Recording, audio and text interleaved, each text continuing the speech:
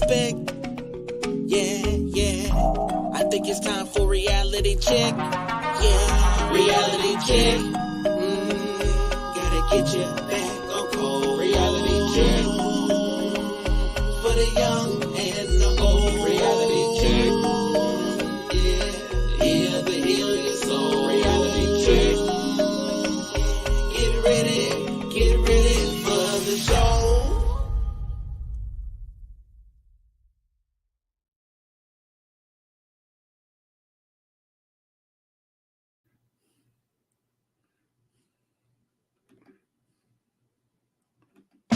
Say it loud, I'm the one and I'm proud. Say it loud, I'm the one and I'm proud. Say it loud, I'm the one and I'm proud. Say it loud, I'm the one and I'm proud. Being black, so being D1 is gold. We're all over the globe, so it's what you know. Say it loud, I'm the one and I'm proud. Say it loud, I'm the one and I'm proud. Say it loud, I'm the one and I'm proud. Say it loud, I'm the one and I'm proud. Got to have soul, got to have fun, got to give the people what they want. I try to play my music, but there's no music too loud. I try talking about it, and got the big arm around. And when I roll with the punches, I got knocked to the ground. With all this bullshit going down, got to have soul, got to have fun, got to give the people what they want. Say it loud, I'm the one and I'm proud.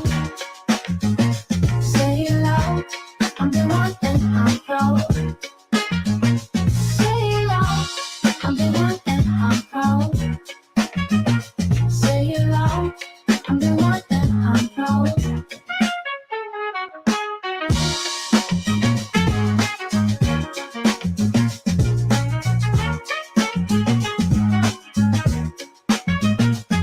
I have soul, got to have fun, got to give the people what they want. Say it loud, I'm the one and I'm proud. Say it loud, I'm the one and I'm proud. Say it loud, I'm the one and I'm proud. Say it loud, I'm the one and I'm proud. What up, Shopify though? Point What of up, Sale though? makes it easy What? to start and grow your What retail up, business. though? All backed by the world's most Hi. What powerful up, commerce though? I don't platform. know Whether when you're to running a stop. retail This shop guy's, or on I don't know when to stop. Oh. I need a director. How you doing? How you doing this evening, Eve, with that beautiful smile? Hi, Dr. Winters. Peace to you, listeners, live and recorded. Happy Wednesday. We made it to half the work week if you are working right now, but I'm not, and you're not, so. But what's going on? Well, nothing too much. Just this is a very good week. You know, a lot of sunshine, a lot of photosynthesis. You know, and it's very exciting. You know, but at the same time, I'm looking at all this stuff about Kamala Harris, and you know, they want to make black people vote for a woman who says she's not going to do anything for you. Right. And so it's one of those things. But I've been really thinking about this topic tonight. Happy spouse, happy house. You know that it kind of rhymes. You know. Well, I got it because I've heard it before. I heard it in response to happy wife, happy life. And I mean, I feel them. You know, if your wife is happy, then your life will be happy. But then I've also been a student of fraudulent business. And, you know, on that side of things, it's like not really about her as much as it's about him. So then I kind of unlearned. But then I have a relationship. And inside of the relationship, it seems like it should be equal or equitable. I'm not sure which word, but if he's happy and I'm happy, then we're happy and things are good inside the house. So, that's kind of where I am. And I What thought, about that's a fact Jack says. You're right. It is feminism, total lie. I don't know if it's a total lie, Jack. well, because I guess I have it titled Happy Wife, Happy Life is Feminism or something like that. And Yeah.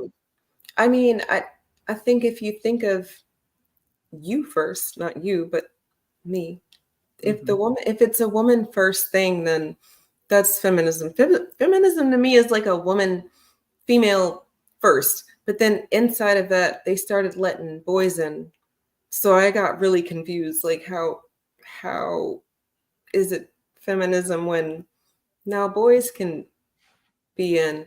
And I don't mean like boys can't or men can't support females or women, but I mean actual men who have penises who say that they're women now. Like that, I'm so confused. Well, I think women kind of pushed it. It was before the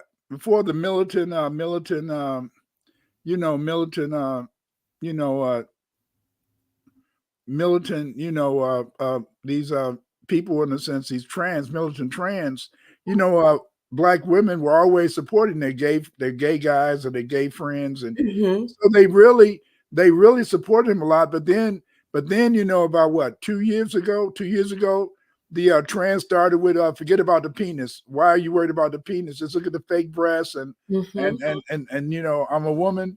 And then they started trying to say, how do you define a woman? Damn, everybody know how you define a woman. She can have a baby, and Right. and She she has can feed a it. menstrual, and and she has and her pelvis bones are different. Damn, everything is different. And her genitals are different. Get out of here. Right.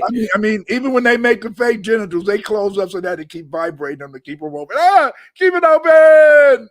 No, that's real. I was appalled. As a natural born woman, I will not call myself cis anything. I'm a natural born woman. If we got to give some additives to basic definitions, and you guys know that I'm very comfortable with the dictionary definition of things, think that makes things easy so that we're not having stupid disagreements, because a lot of times it's just how we feel about something. I posted a short the other day about some white trans woman. Yeah, because I think it's trans, the sex that they want to be when they were born the opposite. Like, I really don't know. It's a dude in a dress and he might have mutilated himself. Let's just go there, right? And then from there, the guy asked him, I think it's like Matt Walsh, he asked him, well, what is a woman? Dictionary definition, that's what he says. And then this man in a dress who might have mutilated himself says, well, it's when you're accepted by society because of all of these things. And the man asked him what the dictionary definition of a woman was, and he proceeded with his feelings. And I just keep seeing that over and over again. Like, most times people are not even having the same conversation. So that's a big thing. But inside of, if we're all having the same conversation, if a marriage is a union, if the house is a union, people who live under the same household are unified for the same purposes, the way that you'll see like 28 different Mexicans in one house, all different families, but they got one goal, and it's to make the bread and send it back home. But, they're all one house. So it seems like it would be across the board versus happy wife, happy life. Because how much work do you have to do as the man to provide this happy life? And then are you happy with how much work you had to do it? Because maybe you were, but I'm a girl, Dr. Winters. I don't know. Well, see, it's very difficult because you guys think different. When I was growing up, my father taught me, number one, take care of your family. Number two, if you were a hoe, still take care of your family. Take care of your. You mean a man hoe? If he was a man hoe. Okay. You call him A hoe, a hoe. Right. And I'm But going to define a hoe. A hoe is someone who sees a hoe is someone who has a relationship and decides that they're going to cheat on their partner. That's how I define it. So that way you can be male or female. gotcha. But the point is this: is that it's very complicated, and the reason that it's complicated is because the fact, in a sense, is that as a man, I was taught that I should, in a sense, I should take care of my family. My wife could, I was taught three things. Number one, your money is her money, and her money is her money. And so as a result, my wife never worked. She always said I was keeping her from getting a job. I didn't keep her from getting a job. She could have got a job anytime she got ready. But even though my wife always had her own bank account and she always had money in the bank. Often she used to have more money in the bank than me because but the thing is, it's always kept my wife with a bank account. And because I felt, in the sense, is that a woman to me, a woman should be able to do what she wants to do with her money. You shouldn't have a question where she spends her money. Some men do. Some men are kind of silly. Some men, in a sense, are kind of silly. I know that my sons, they work and their wives work, so they put their money together. But I think my sons, usually I know my oldest son, he pays more. He pays for most of the bills. And I think his wife only has to pay for the car note, then she helps out on other stuff, Is it because they make more than she makes? My oldest son and his wife, they both work for the post office. Well, she retired. She's retired now. Took a hit, right? When you retire, you're not taking all of your income home, right? You're only getting a percentage, whatever. You only get a percentage of it. Just like me, because I had a pension, I don't even hardly get any. I don't hardly get any Social Security. Right. Because when you have a pension, they take your Social Security away from you and they give you a modest amount. So then there should be way more old people who, not like you're old people, but I just mean way more people fighting back against this, because and this is nothing to do with what we're talking about, but just the Social Security aspect, because it's a voting season. There's a lot of olders telling us to vote because Trump's going to take away Social Security. But if you're not even able to use it how you've paid into it, isn't it already a sham? Like, isn't it already something that should be put away or dismantled? I don't know. Just a thought. No, it shouldn't be dismantled. How you doing? That's a fact, Jack. Create so far, all the way free.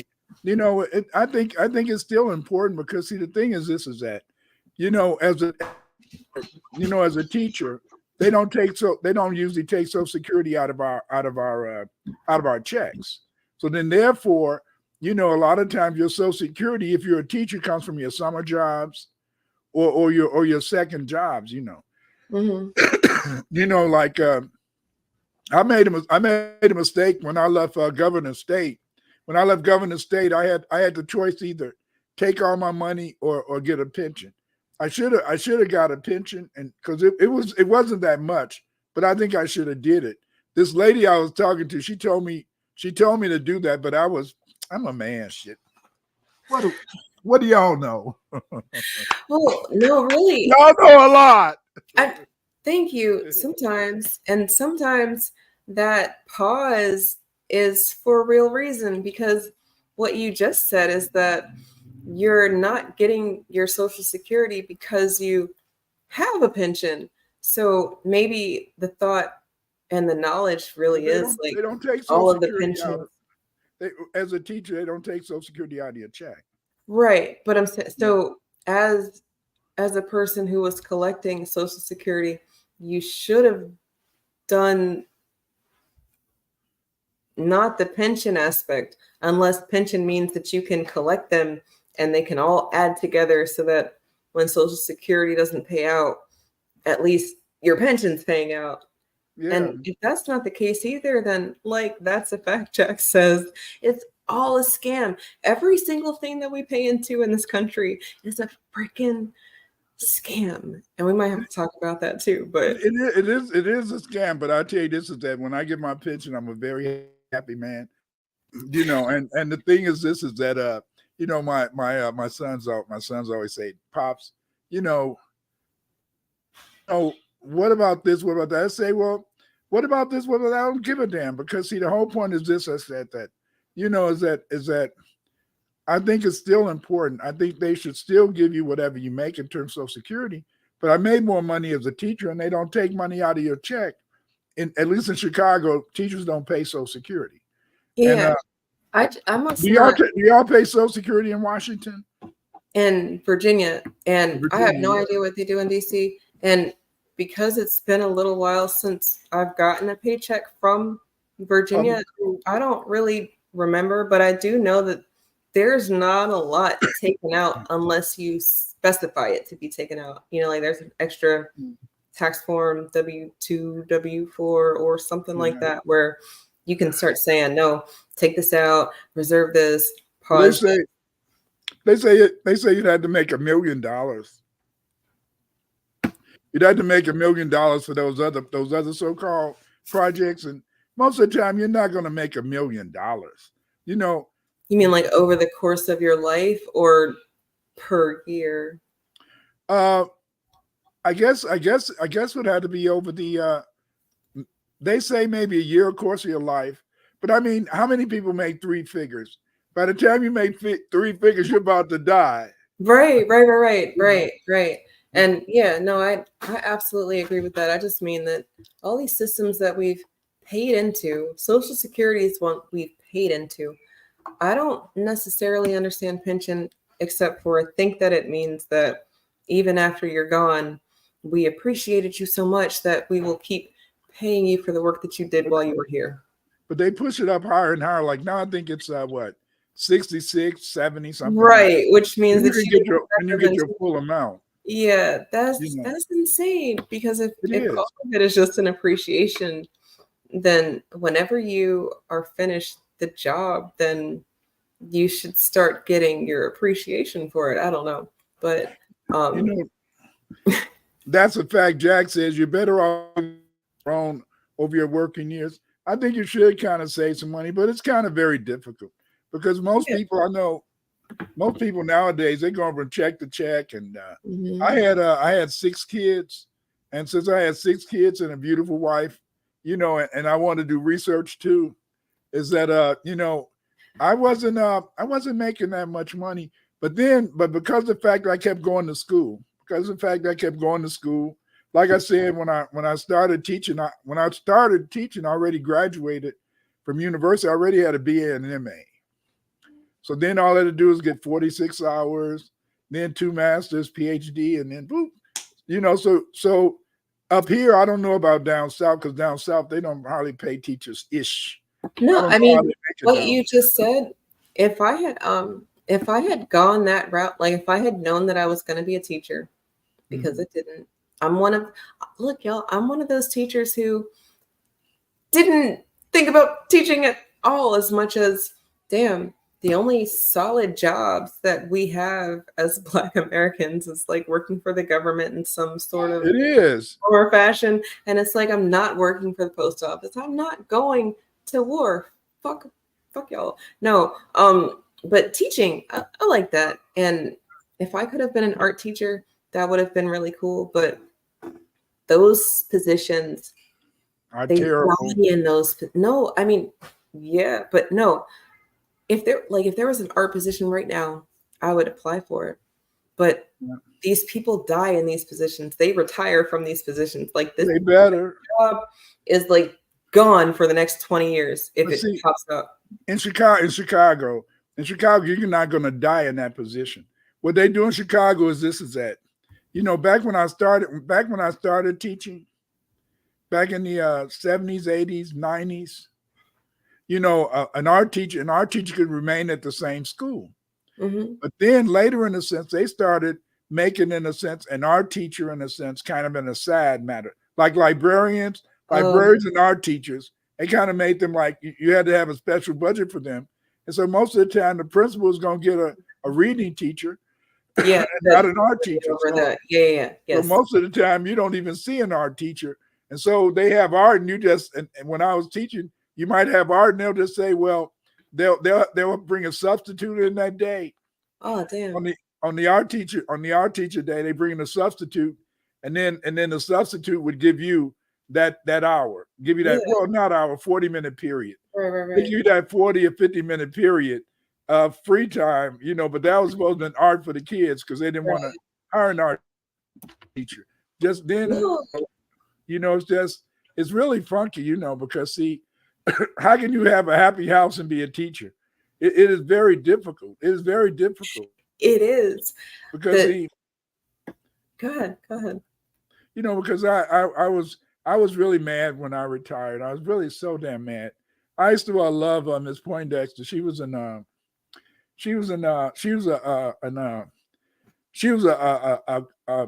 nationwide certified teacher. She was a top teacher.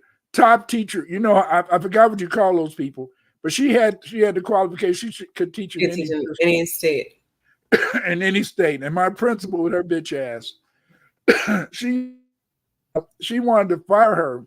She wanted to fire her, and she spent all her time firing her. And then Ms. Poindexter, she caught pneumonia. She died, and in a way, I kind of, I totally disliked her. I'm not gonna say I hated her, but I hated what she did. I'll put it like this: I hated what she did to Ms. Poindexter, because Ms. Poindexter got sick, and her and her husband were both teachers, so she had to work. And then I said you should maybe take off, but she wouldn't take off, and then she died of pneumonia and stuff.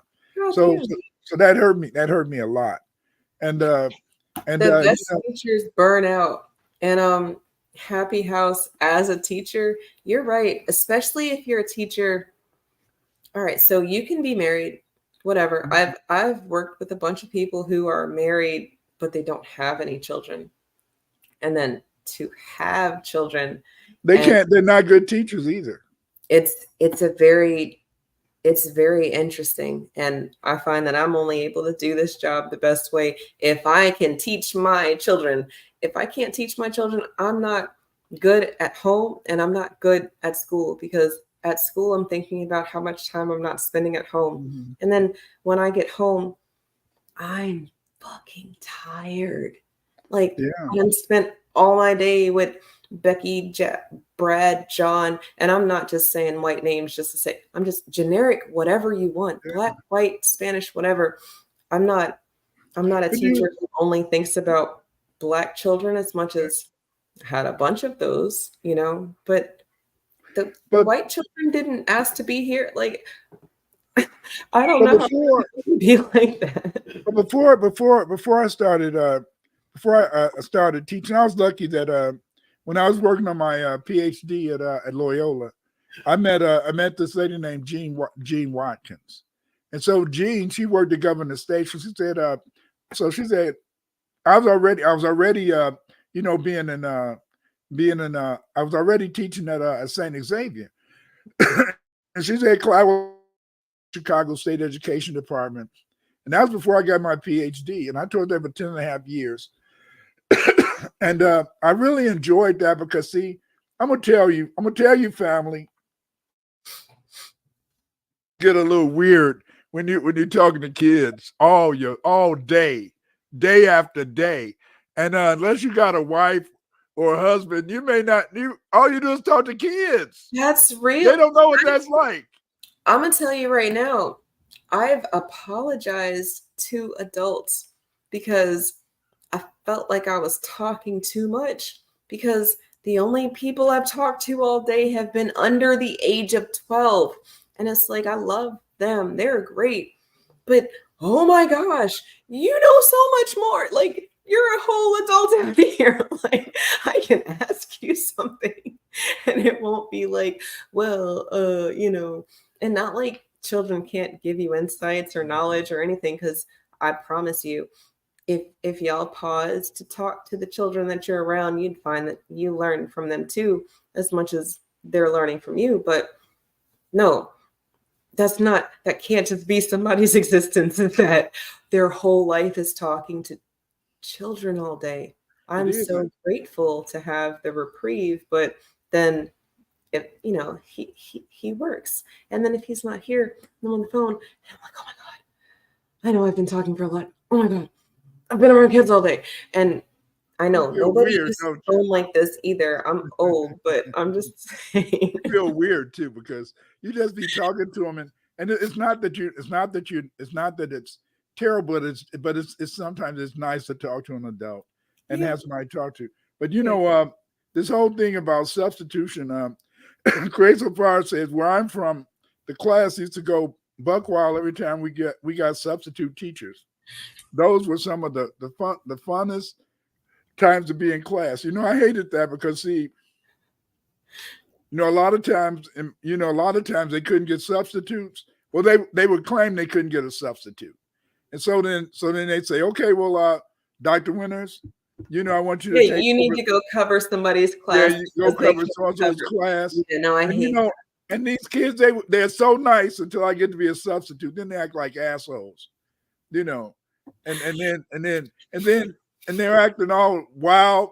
But then when you're not the substitute, oh, they're real nice. Hey, Dr. Winters, Mr. Winters, we love you. And then when there's a substitute, I guess they're just like what Crazy Fire said. Where I'm from, the class used to go buck wild every time. They still do, even in Chicago. That's because the substitute has no bearing on your grade at all. Not really.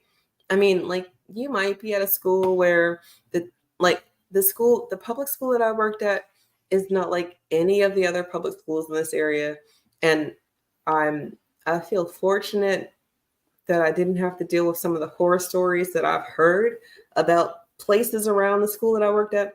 And I feel sheltered because I didn't have any of those problems. Like children cussing at me and fighting and just crazy shit. I didn't have any of this. But I never had a student cuss at me though. They might do other things. They just get on your nerves and they would just talk. Because they felt when they felt even if you were a regular teacher in the school, they felt if you were the substitute, they were supposed to give you a hard time. Well, see, that's the thing though. If you're the coach of a team, oh, they don't mess with the coaches. Oh, the coaches got it good. The coaches. So I've never. There are horror stories from teachers, and I'm like, it must be because I'm a coach, and in real time. You will have real consequences at practice. Yeah. Okay, you thought that was cute in class. Ha ha, woo woo. Okay, the bell rang and we didn't get shit done today. But at practice, I don't know if that's what you wanted to do. And, it's just going to make you a better player. So that's right. I'm playing. I'm the linebacker. I'm linebacker. Coach Matt, Winters, get back there and you take the kickoff. I'm the linebacker. I don't take kickoffs. Get back there. And then you run the ball and get the hell knocked out of you. Get the hell out of here. But that was a way to punish you. But again, this is I really wish I could have experienced this. They said, are they children I saw adorable and extra tough too? And yes, my class destroyed certain substitutes or loved them. All the way free is correct. It's complicated. It's complicated, but I found in a sense is that then yes, correct. But I found in a sense that even if you knew the kids, they would still give you a hard time. But the thing is this is that I still enjoyed. I love teaching. I like teaching, and I especially like teaching high school, and I like teaching upper grade because you could talk to the kids in upper grade, but when I started teaching elementary school and even up to 8th grade, I found that as a teacher, when you're teaching elementary school, you can only talk to students for 20 minutes, 25 at the most. If you talk longer than 20 minutes, they're gonna get off the subject and they're gonna go all over the place. So you can only talk for 20 minutes. If you talk longer than 20 minutes, they think it's free time. So you can't lecture. You can't lecture elementary school. No, definitely not. And I've had to learn that because I was used to teaching high school. No, not high school. And I specifically didn't teach high school because a lot of the children around me are bigger than me, and I don't like that. I don't like that. I don't like that. They're Some standing. of the little teachers, they was the meanest teachers. And those kids, they be listening to those little shorties. No, but I was just thinking about this earlier today, and this is not our topic, but it's relevant. But I taught at a middle school where we had sports, and because we have sports, coaches are different than teacher. And maybe if I were just a middle school teacher, I might have to be more soft with them. But no, we're trying to win. Y'all want to be on my team, and I'm not doing any of that snowflake stuff. And I never had a parent who had issues with anything that I've done. I don't think that I've ever done anything extra. But what you just said about being able to talk to high school students, you're absolutely right. Because they're little adults at this point. They already have come into who they think they are. Little kids, they don't know who they are. They're all over the place. And that 20 to 25 minute thing, that's why COVID was so bad for so many children, because you cannot sit a child in front of a screen for 8 hours. But you can't sit in front of a screen for 4 hours. That's abuse, that I think. But a lot of kids didn't recover from that. It's a lot of kids that cannot go. I'm sad to say this, family, but it's a lot of kids that cannot go back into a classroom because they got somehow even though they were kids who prior to the lockdown was very sociable and outgoing. It seems though after the shutdown, they're just really sad people. No, they are, because what happened is that a lot of their parents were not there. So however they are in a base, like teachers are around the children more than the parents are around the children. If the parent is working a 9 to 5 at some point in the day, and then some people are doing more than that. They've got side jobs and extra hustles and just wanting to have fun. So you go be with grandma or auntie or whatever, because I need a break from life, and you a part of life, and I need a break from you too. Nothing against you. I love you. You my child. But I'm going insane having to do this check to check thing. So this is not me being disparaging. It's just saying that I understand that I might be around your kid way more than you're around your kid. And I've had students ask me to come to things because they know I'm still at school. And the only reason that they asked me is because it shouldn't really be a big thing for me to come because I'm still here. Versus they don't know you got other things you do. Right. Like my students, when they found out that I had two, and then it's crazy because I went from 2 to 4. So, most people go from 2 to 3. I went from 2 to 4 because we had twins, and they were like, "You have 4 kids?" And it's like, yeah, and they have stuff, and we gonna figure it out, because I know like I want somebody to be there for you too. But then that goes back into what we were talking about: happy house, happy spouse. As a teacher, how it's just impossible unless you have like a supportive spouse. And then how are they going to be with how much you have to give? And I couldn't do it unless, and this is just me, like I personally couldn't do it if I weren't teaching my minis. Me outside of at their school, it doesn't make sense to me because I'm giving way more to other people's children. And then I don't have the energy to give to my house, to the children, or whatever. And that's a fact, Jack. Yes, that's a fact, Jack. People should teach their own kids, but who has the time? If you gotta work, you're gonna be spent by the time you get home.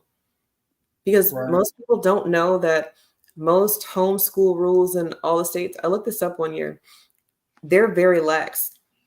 All you really have to do is let the state know, for the most part, that you're going to teach your kid at home. And then it's not like you have to have them in a class structure from like Well, 8 to 4 or anything like that. Or Illinois is 750 hours. They Okay, got to so- get 750 hours a year. I okay, mean, you yeah. know, in a Yeah. semester, whatever. And but the thing is, this is that, and then a lot of times they don't want to give you books. They don't want to give your kids books and stuff, even though you can make, you know, they'll say go to the school and then, but a lot of times the schools don't want to give you books. Plus, Right. the books are no good because you don't have any answer. You don't have the Yeah, teacher right, edition, right. You need the teacher edition to and get you the, can't buy the teacher edition. right. You right. can't buy the teacher edition, Not a teacher. not as a teacher. And even if you try to buy teacher's edition as a teacher, unless you're ordering them through your school, Right, and through right. the, You won't be able to get they it won't like even give you a teacher's on your edition. own. Then. Right, right, right. When I was at Governor State, though, they would send me all type of books. Yeah, see, and I think Excuse that's me. the difference between us and other people, because when you get access to certain things, isn't that the opportunity for you to pass it on? And I get, like, we come from, I guess, an ancient history that I understand is that there are sacred things, sacred sciences, sacred thoughts and teachings, and everybody, it's not for everybody because everybody doesn't understand it. But if you put that in 2024, to me, that's like everybody's not going to go to college. Everybody can't be a tradesperson. Everybody's not going to go to the military. You know, like there's a category, or at least somewhere that people fit comfortably. And then inside of that, you've got people who will teach those things, right? So if that's the case, then everything's not for everybody as much as you should be willing to share it, you know, if you have it, because somebody out there is going to get it, right? Yeah. You know, So- that's a fact. Jack says men need to provide, mothers stay at home. That's the answer. No, it's not, because see, it's complicated because It's not some the mothers would love to be at home, but they have to work because they want to have a lifestyle. You know, because see, the thing is, this is that you can survive and you can live. And to me, most families, you want to survive, you want to live. You want to That means you live, wanna- not just survive, You right? want to be able to go out to dinner at least maybe once a month, maybe go to the show, or even go rent some videos, or maybe be able to get Netflix or some other streaming service. So But that's a fact, Jack. It's kind of touching on a point that I used to be familiar with, because if you listen to like the Broke Authority on his Relationship Power Dynamics channel, if you can't provide, then you shouldn't have a woman. But then I've been there, like right next to him, and he can't provide. Like he kind of uses the people around him to provide, and then it just kind of looks like he's providing, but really he's like robbing Peter to pay Paul. And that's a fact. Jack was saying, like, men need to provide, mothers stay at home. That could be the answer if you were saying that the only time that you should have children is if you're able to provide, and that's not reality. People are not only having children when they can provide for them. it says, well, that's on them for being selfish, choosing money over families. Just like, you know, my wife, she used to always say, "You keep me from getting a job." I wasn't keeping her from getting a job. She You wanted to can have babies. Why does she say that? Why Why- are you saying that she said that if you didn't keep her from getting a job? Because she wanted to make the shit up. You know, people create things. People can create things, but the point is this: is that she said she wanted to be a nurse, and then in a sense, all she had to do was go take the test and then go be the nurse. Right. You know, I didn't hold you back. I But wouldn't you're hold you saying back. that But- because she kept having babies, there was no time for her to go do the nurse thing. But she could have did it. But the whole point is this: that but it's like this is that women, sometimes women in a sense, they like to create things that give them comfort. And so then okay, she always had a bank account. You got a bank account because I gave good allowance. I gave very good allowance. And then I was doing 2 jobs and you had a super allowance. And the thing is this is that I made sure, and damn, once you start giving your baby doll an allowance, she want to see that exact amount. That exact amount. Don't ever try to cut it. Don't ever try to cut. Don't ever try to cut it. Now, if you needed to maybe pay a bill sometimes, you make an accent the right way, but she's gonna want to really, in a sense, pocket watch after that. So you don't want them, in a sense, you don't want your baby doll to be pocket watching you. So you try to make sure you get the bills paid. But the thing is this, though, is that it's very complicated because, see, women say they want to be at home, and they do maybe want to be at home. But then at the same time, it's like at the same time, though, they like those, if you just live off your husband's salary, sometimes that may not be enough to get you those vacations. Right. And the vacations and the nice clothes, nice shoes. I mean, shit. I mean, damn, sometimes the other day I was in my wife's closet and stuff. You heard what I said, didn't you? My wife's closet. But anyway, I was in her closet the other day. And do you still have her clothes in there, or you've already gotten rid of a lot of her clothes are in there. It was her closet. So in her closet, she has all her pictures up on the wall. She has her little things that she liked in there. And she has her little, she used to collect these angel dolls. Mm-hmm. She had my angels. I have a whole lot of shit in there. And I've thrown away a lot of her clothes. And when I run into it in the Chester, I'll throw away the clothes that I've thrown away the clothes and maybe the Chester. But then in her closet, in a sense, which she was mad at me because she wanted me to make it a much bigger closet. But she still had her closet was her closet. And so then the thing is this is that so then it's when I go into her closet, that was her thing. I always think about the fact that I'd only bought this damn house for her. Now I got this big ass house, 2 floors, and I'm the only person in it. Well, my grandson is here too. But what I'm just saying is that it's, I just bought her this big ass house. And now, damn. Now I say, damn, I would have been good in an apartment. But then you can't go back to the old house because my daughter's there. And so then, but the thing is that you want to get your baby doll, whatever the hell you think she wants. And that's the whole point, is that you want to give her whatever you think she wants. If you're a man. See, remember, a man has 2 women. He's always got 2 girls that he's in love with. That's going to be his wife, or girlfriend, or old Betsy. Oh, Betsy, let me keep my old Betsy running. Oh, Betsy. But haven't you ever noticed men always give their cars? Take care of the baby. You have to, because if it's getting you to where you need to go to make the money that you're making to do the things for the old ball and chain. I mean, it's all related. And you told me that men are serial. And I never really thought about men like that, because they are.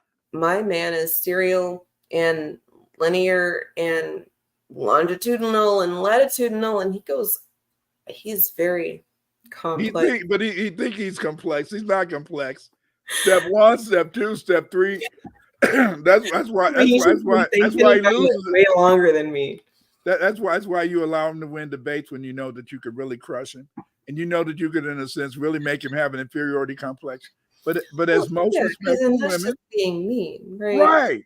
Most respectful women will allow their men to think they're smarter than they may be. They may not be that smart, but you'll at least make him feel he's that smart.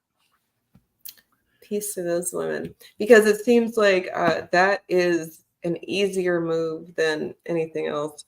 Outside of, I've learned, self-inflicted wounds, they sting, like a paper cut that stings, doesn't kill you, but it's very irritating. And when you choose the man that you're with, and then he's not doing things, or he's making you mad or whatever, you kind of have to look at you like,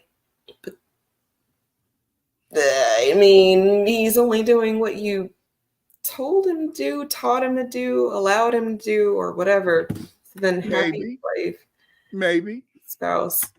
It's complicated. It is complicated, because you're like, you want her to be happy, and then whatever she wanted to do to be happy, that's cool. And But Oh, see, there's always a but in there.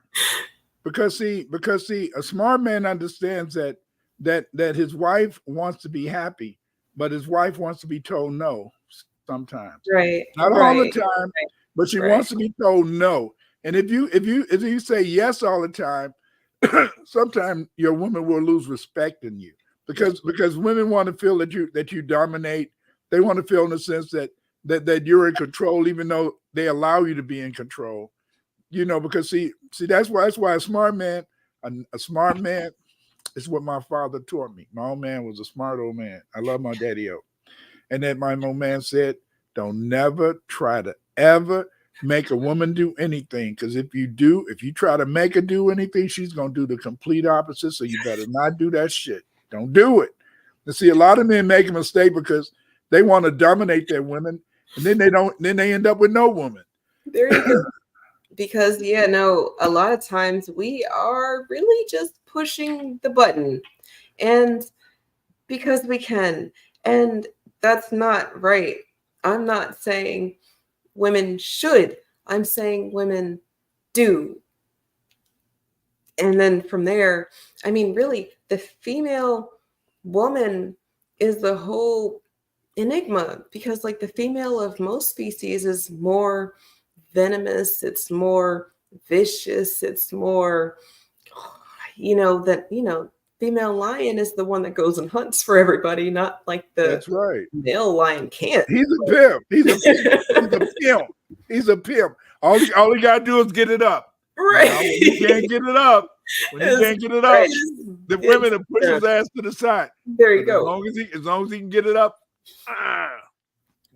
But I'm just saying, like, inside of all of that, the female woman having to be at the top of the food chain, right? Because we're thinking we are the Homo sapien sapien of the mammals and shit. So from there, we're choosing these protectors, providers, non-protectors, non-providers, vampires, or whatever, and then how much work we have to do to live or survive will make a bitter bitch.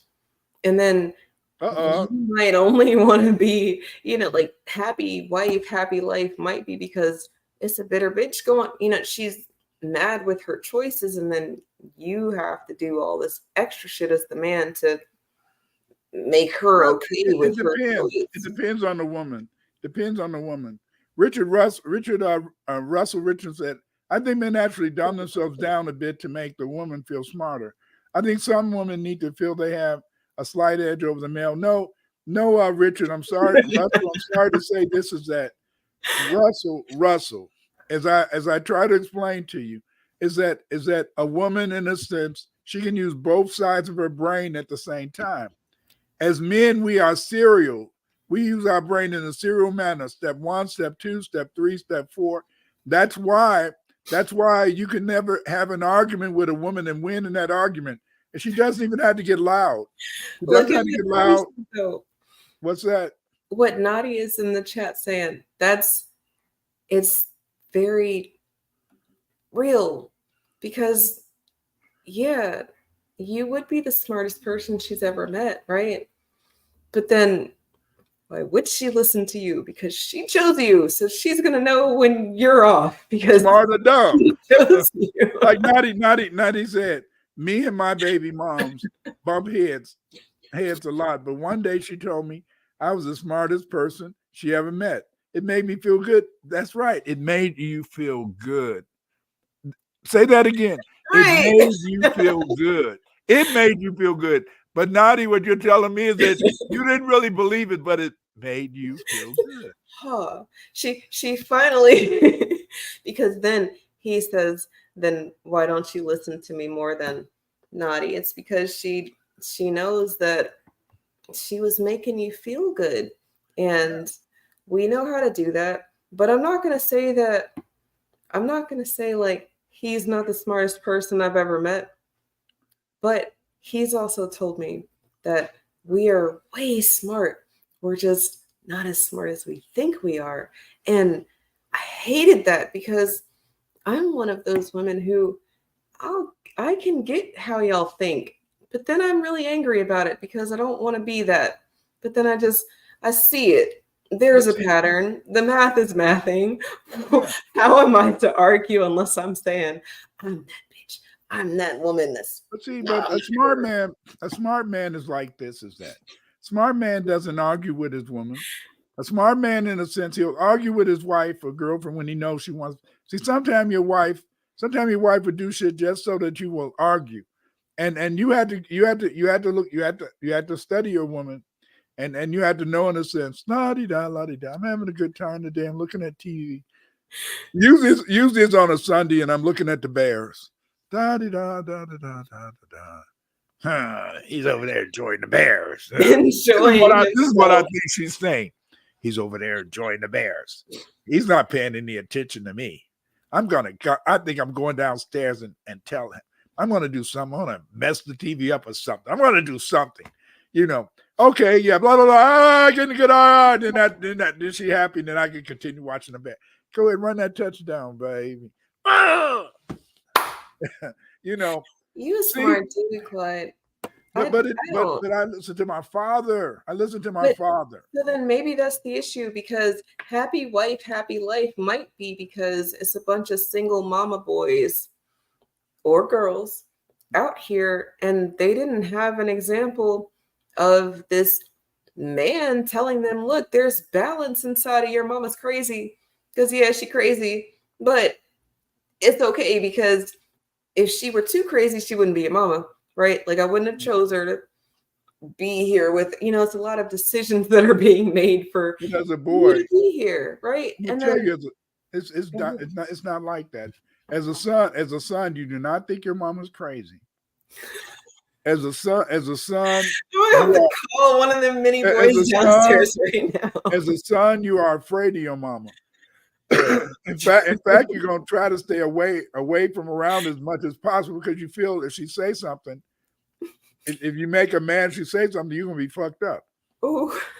Yes. Because see, whatever mama say happens, whatever mama say goes. And so then therefore, in a sense, a lot of times you're afraid of your mama and making her mad so she won't put a curse on you. I put a curse on you. No good. Oh no! But oh my god! I was talking when I was younger, and see, I was that kid who told the truth, and a lot of times you can't be the truthful child, because see, the truthful child will tell mama, that ain't right. Mama, don't do this. Mama, don't do that. And so then, but the thing is this, is that there's consequences to being a truthful child. But at the same time, I think your mother loves you in a way. But they don't really want to always hear the truth. No, that's real. No, okay, so the youngest has a mighty infatuation with my stretch marks. And he's very comfortable telling me I'm fat, even though I'm not fat. But I know what he's talking about. He's talking about this skin, here. Well, the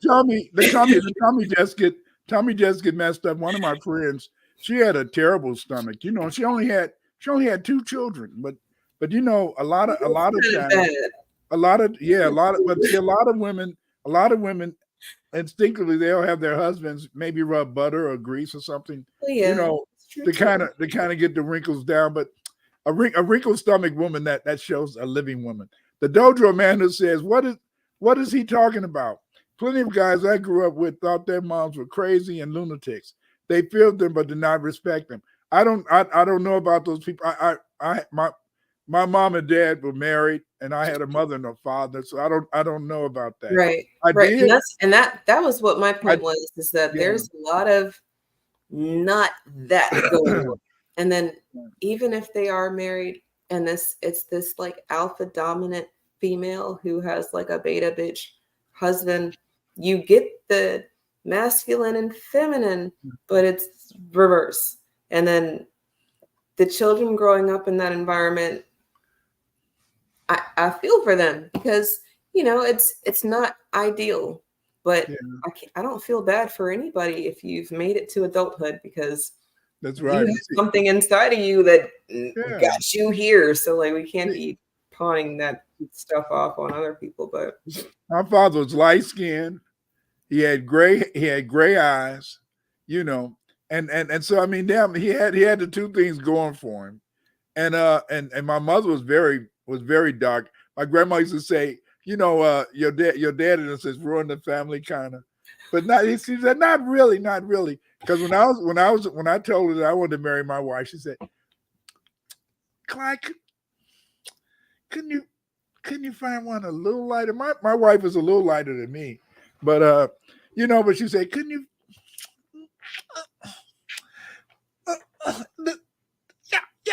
Yo, getting all these dark skinned women. Stop. But I mean, my wife wasn't that dark. But the thing is this though, is that I mean, you fall in love with who you fall in love with. I'm glad I fell in love at an early age. I'm happy. or you make a specific choice. And like I have to give some shout outs to great grandparents of mine, or great great grandparents of mine, because if my great great grandma, I come from a line of women who haven't had the guy there. And like I think my mom is my closest generational represent. She tried, but she's had it. Yeah. She I'm very happy about the guy she's with now. Poppy, I think you're cool for my mom. I'm very happy that y'all are happy together. But outside of that, her mom, had a few different guys that she was with serially. And then before that, her mom had, I don't know, it's just a line of women. And then inside of that, some women, they choose to be combative because it's all they know. And then some women choose to rebel because of all of the other stuff. So couple times I've removed my grandma, who was super, super, super, super light, who married and had babies with a very, very, very, very, very, very, very black dude. That's I'm what they very usually did. grateful. That's what they usually did. The light skin married the dark married the light. I mean, that's the way it was, I'm just thankful because I got some cousins who are real light.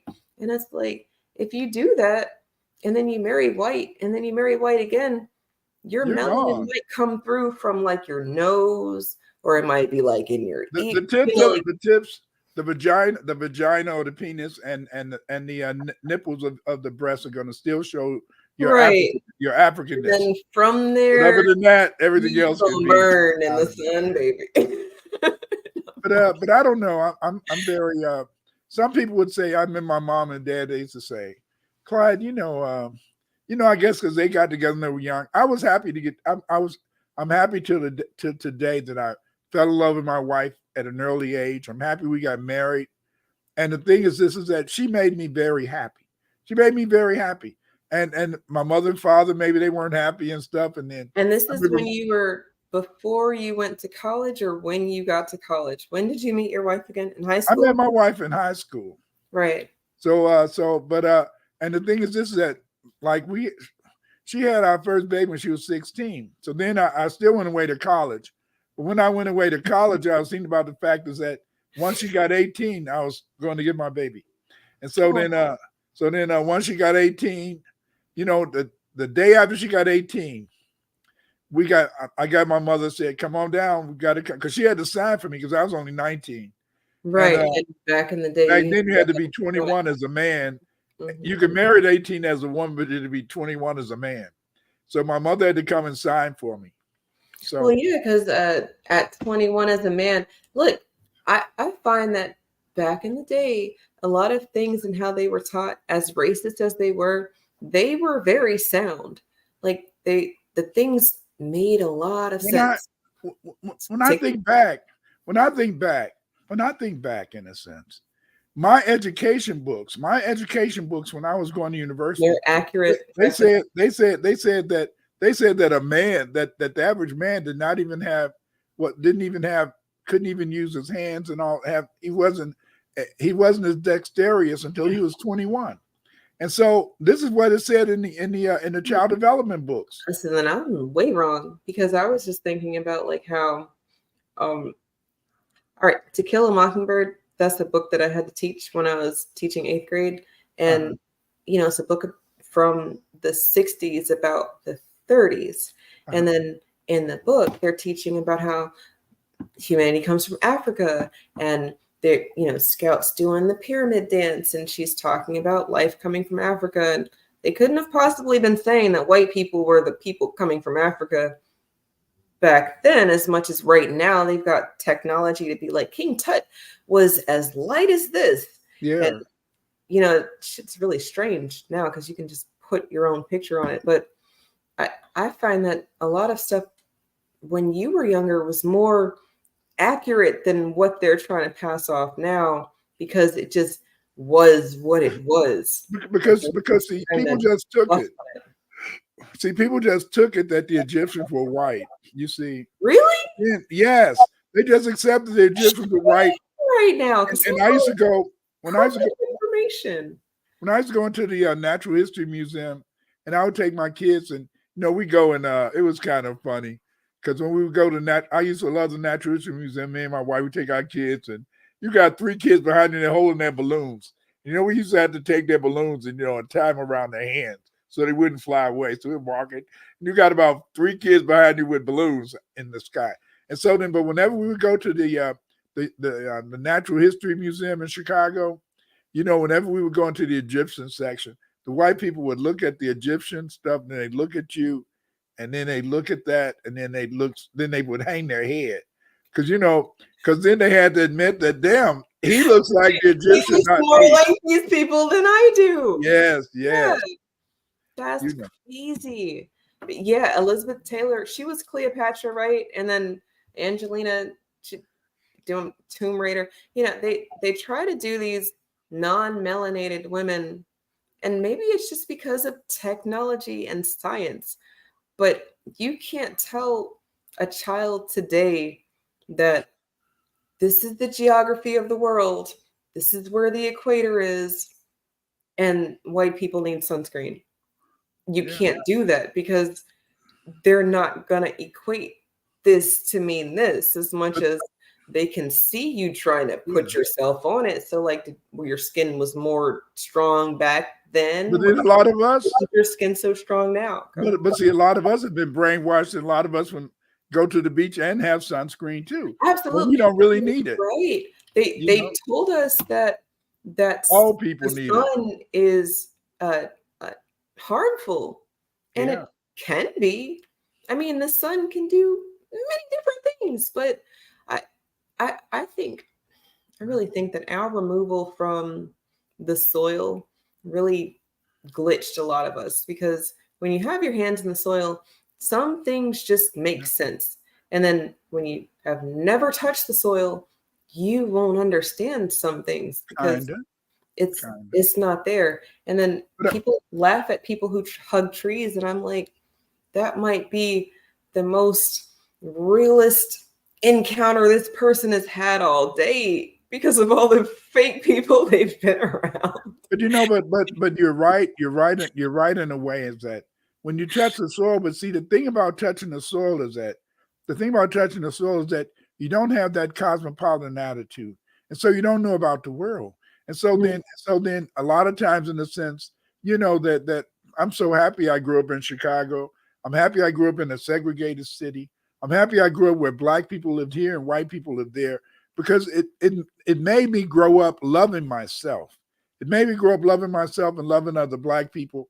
And it seems as though those people that lived in integration areas, they kind of a little warped, a little messed up. And, because see, my mother-in-law, she used to talk about, that she had white friends, but then when they got about 6 or 7, then they want to let you know that I'm superior to you. So they had to always come out of a bag on you. Yoshimon said something. He said, yes, my wife is beautiful and Black, much darker than me. My aunt always told me you will marry a Black woman too. But I could have had any color. But the darker the berry, the sweeter juice. That's true, because I remember when I went to, I was a freshman in high school. I studied French for 4 years, and so that summer, that summer, my sophomore year, they had a program at the University of Illinois Chicago Circle. So I went down there and I was around the white folks and stuff, the white girls and all that. And even then, I kind of noticed that they had an inkling for a little black boy. Yeah. But the thing is, this is that I was strong, And but the thing is, this is that it's very wonderful. I love the fact because see, by being grown up in a segregated place, then you learn you learn that you're better than them. See, I learned I was better than them. And how can you say that's what that? I hate. I hate that I grew up in integration, because a lot of what I've experienced as the grandchild of integration is a lot of the shit that they taught me was some bullshit, really, truly. And then inside of that, not like I wasn't around Black people or anything, and that there weren't Black people around, but if all the Black people around you are making way more than most of the other Black people around you, then y'all are gonna feel like some other kind of niggas.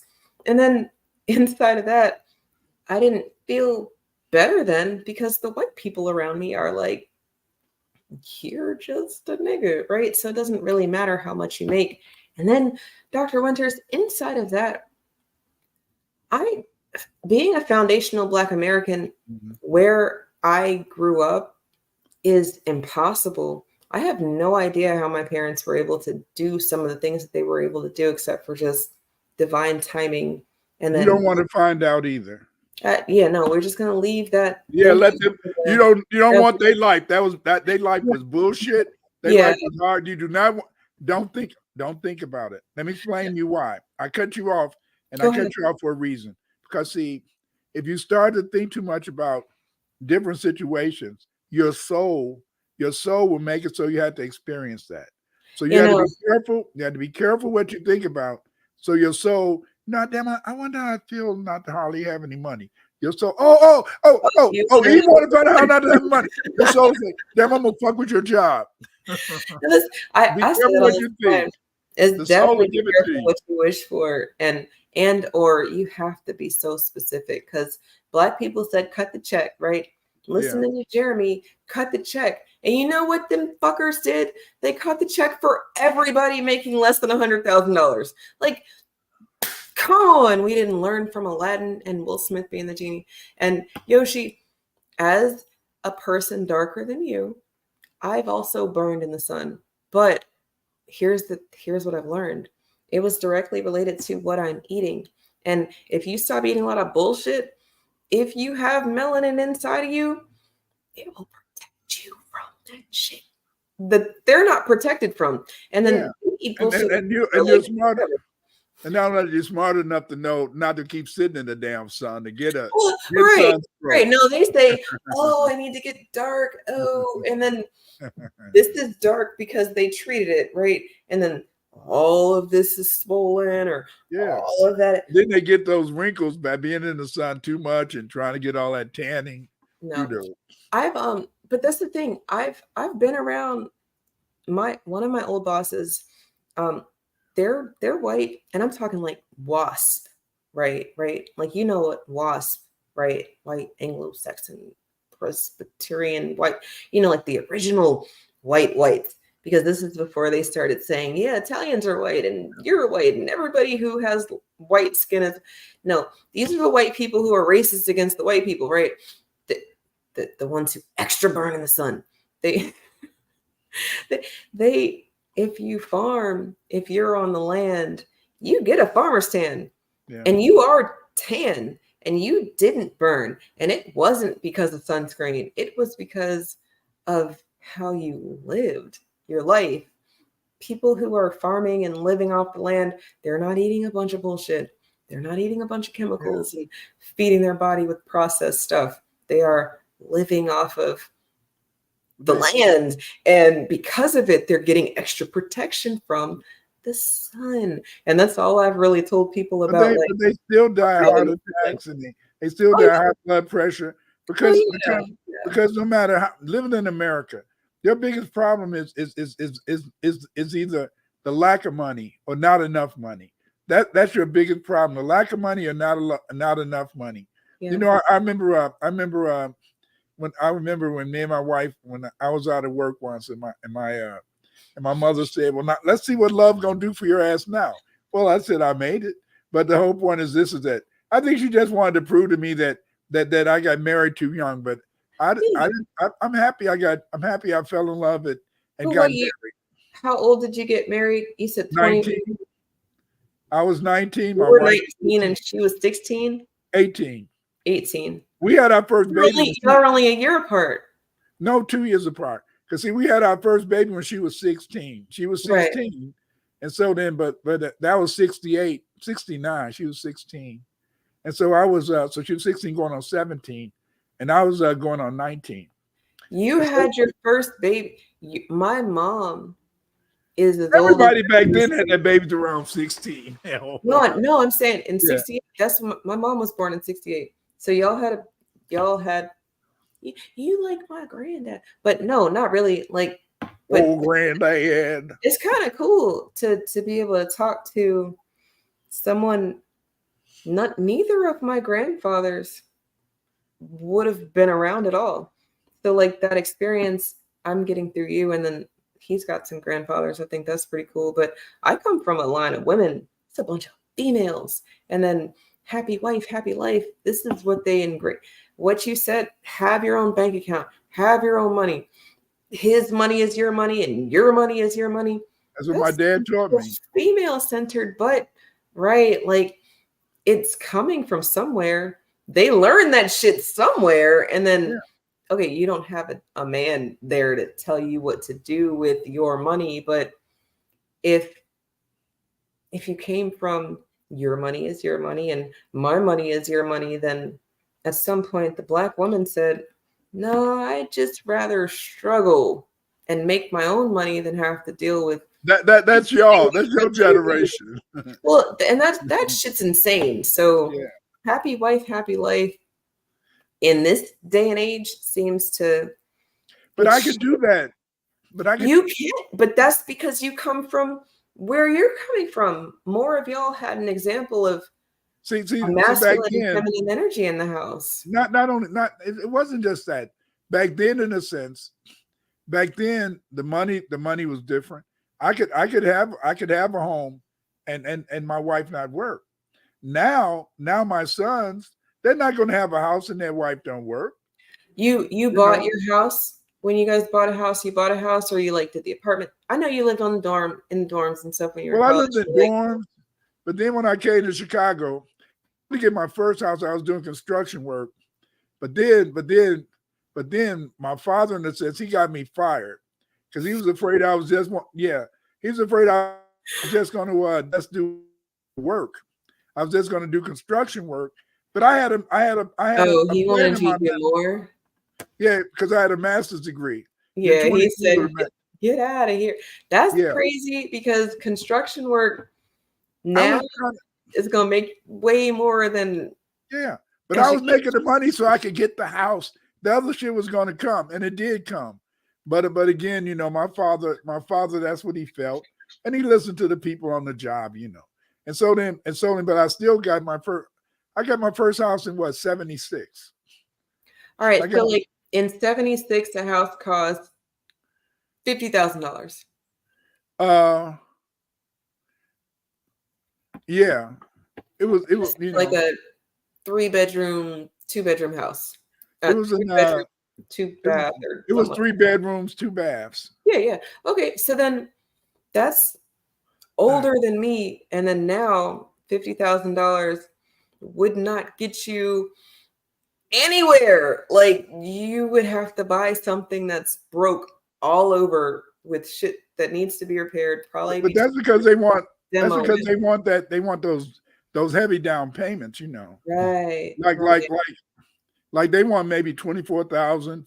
You know, 24,50. But see, but you know, back then when I got this house, back then, I mean, I was making nice money. It wasn't pension money; it was nice money. So I mean, damn, all it took was a couple of checks, and then I get, and then my wife, let me see. All I need was a couple of checks, and then my wife, she just said, I won't take my allowance for a month, and then bam, we had the down payment and everything. But the thing is, but see, it's what, as a man, is what you want your wife to have. Right. So your wife is your queen, and you want your queen in the shit. You want your queen to be elegant. You want your queen to be on top of everything. But see, because of the fact, here's the difference now. Because of the fact, in the sense that my wife had her own bank account, she didn't never worry about money. She didn't ever worry about the money. And she would just say, are the bills paid? So what if I'm stealing from Peter to pay Paul? And she didn't have to. Well, yeah, because are the bills paid? Right. Can I get my allowance? That's it. Bam. And so then, but see, nowadays it's different. Nowadays with my sons, they got houses, and and it takes kind of both of their salaries to kind of pay that money back. How much was I paying? How much was I paying for my mortgage back then? What, about $300 or $400? Yeah, now it's $1,600 just to get you a studio. Right, and that's what I'm saying. Like right now, women are saying that they are working because they want to contribute. I find, and again, this could be specific to who I've been around in my own upbringing, but a lot of the Black women make way more money than the average Black man that they're going to be around is making. So then they have to decide if they're going to be with someone who's making less, and then still uphold this power dynamic of he's leading, but then he's. But back in the day, women didn't have that stuff like then. See, back in the day, it was like this. My brother, Mr. Ed. That's what they called him on 47th Street, Mr. Ed. He said, "This was it." He said, "Quiet," because I said, Padawan. I said, Sensei, I want to learn how to rap. He said, just follow me. But he said, remember this. If you want a woman to take care of you, find a teacher, a nurse, or a beautician. There you Teacher, go. nurse, or a beautician. Any one of those will take care of your client. So if you ever need any money, just find one of them. Okay. So I already knew if I ever got in trouble, who I could live off for a while. Well, let's break that down real quick, because teachers have extra time over the summer. And so it's like, people think that it's an extra paycheck. It's not. You have to be a responsible teacher to get a paycheck over the summer. It means you have to take less pay so that they extend it over the summertime. You're not getting anything extra. But I do like the fact that, how much I'm making is only based off of a certain amount of time. And then if I want, I can go make more. Now, a beautician, they make as much as they want to make, because it is a beauty, the fashion self-identity. They work so hard.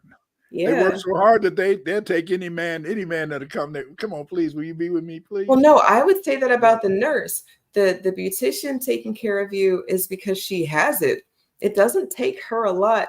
The women who know how to do hair, they make money if they want to make money. But they don't have the time. They don't have the time. They don't have the time to go out. They don't have the time to really. No, but once you lock one of those in, you're good, because she don't got no time for you.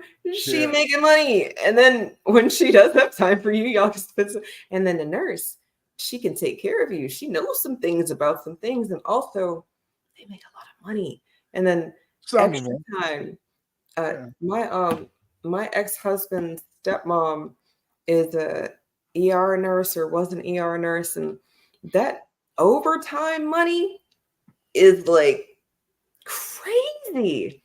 And I know it's because she's at the ER, so that's like extra pay. When you're in a hazardous environment, you get more money. When you're in a traumatic, even though teaching can be a traumatic environment, they don't care about us. But like hospitals and stuff, the more trauma and death that you deal with, they'll pay you more because you have to deal with more. There's a But I don't really know because I wasn't like my brother, But then it's kind of funny though.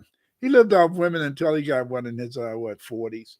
Then he went to be an then he went to be a fireman. Then he retired as a policeman. But my brother was super smart. Is That's that how why. he said he's living off women? Then he's going to go Hell, dodge into hell yeah, fires that was and Mr. dodge They call bullets. him Mr. Red. a, I a couldn't a horse, believe not it. not not. You got to remember they say a horse is a horse, of course. Of course, of course. And so maybe that was it. Maybe that was it. A Oh my horse is a horse. Some women. I mean, hey, Yeah, yeah. That's great.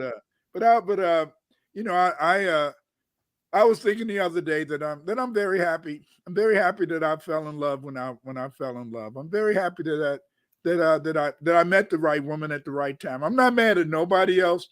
I'm not saying that everybody can do what I do. It's just, hey, it just happened for me, and I'm glad. Well, yeah, because I met my first husband, when I was young. I wasn't 20 yet. I was 19. We got married when I was 21. Had our first child by the time I was 25, and he's a few years older than me. And that was probably not a move outside of, I don't know what the move would have been, because the first Minnie is the one that made me want more. And I can't imagine a timeline that I don't have all of these replicas of me doing all these different shits that aren't me, that I'm like, whoa, I need to take notes. This is all very fascinating. And how can I learn? But they're not just me. They're him too. Or him too. And inside of that, some young people, they're not ready. But you were ready, and that's pretty cool. But that I was ready because I was thinking the other day, as I hear some people say, yes, I want to have 4 or 5 children. I want to have a child, 2 children. That never crossed my mind. I just automatically, in a sense, just knew that I was going to have children because that's what married people do. Yoshi Ma said, all of my grandparents on both sides are gone. I've never seen my grandparents all gone before 1985. Sad, both sides. I never met any of my grandfathers. Most of my grandfathers, they may have died gambling or cheating or some shit. I didn't know what a grandfather was. My kids, well, they can see me as their kids' grandfather.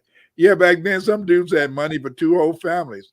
Sometimes a sad family across town laughing out loud. That's right. My wife, she was upset because her father promised that he was going to tell her about her brothers and sisters, but he died before he could tell her. Ricky B. Loca said the dollar lost 90% of its value exchange or flat currency into crypto. Yeah, crypto is okay, but crypto is kind of scary now. Bitcoin keep going down. Yoshima, my wife is now a teacher. What the? Hey, if it's meant to be, it's meant to be. Love my wife. Yeah, that's true, man. You gotta be there, and it's very important in a sense because see, this is what it's all about. It's trying in a sense to have a good relationship, and sometimes your spouse is very important. Let me share a few things with the family.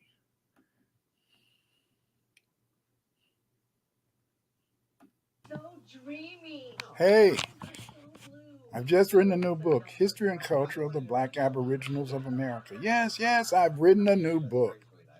This book is called History and Culture of Afro-Americans. It's about the Aboriginal Americans. It's about the first people who inhabited America. Many people don't know about our great culture, this super culture that we created, but I discuss this book. In 489 pages, you'll find out so much information, great information, about, in a sense, what the Aboriginal foundational Black Americans did. You're going to see, in a sense, that Black people contributed much here. When the first Europeans got here, that's what they found. Yes, they found Black Aboriginals inhabiting the Americas. It was the Black Aboriginals that built this country. This is why you had to get my book, History and Culture of the Aboriginal Blacks of the Americas. In this book, you will find out the truth. You will know what we created. You will know who we are. Get this book. Buy it now. What's up, everybody? It's Eve. Follow me on Twitter and YouTube for space recordings and special live programs. 2024, we're doing things a little different if you haven't peeped game by now. So yeah, this is your chance. You can do it now if you want. Hit the bell here on YouTube at JustEveB, or find me on X at Justice4Just_Us. That's JUSTICE, 4 JUST_US. And if you feel so inclined, support my channel and the work we do over here. The Cash App and Patreon links are in the description. Black first. Black history, gems, essays. Black history, gems, essays. Black history, gems, essays. Black history, gems, essays. Let's time travel in a book, go far in a book. When is the last time you read a real book? Knowledge given in a book. Benefit from a book, create a movie from a book. Just don't forget to give thanks to the author who put time into the book. Thanks. Black history, gems, black history, black history, gems, essays. Black history, gems, essays. Black history, gems, essays. Connected paths of ancient lore, metaphysical keys to unlock the door.